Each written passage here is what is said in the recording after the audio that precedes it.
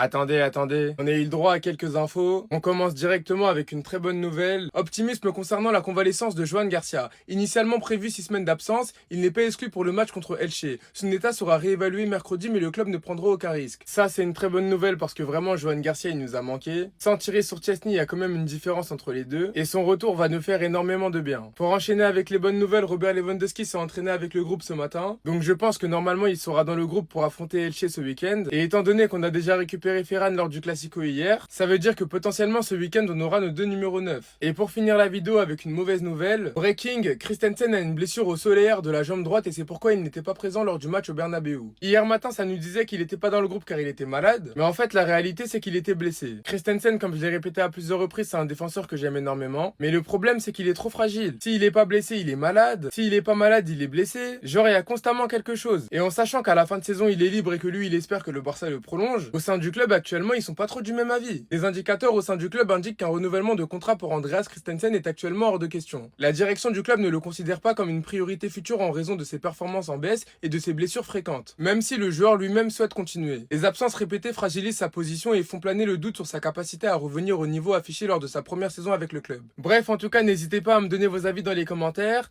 histoire de savoir ce que vous en pensez, et moi je lirai tout ça.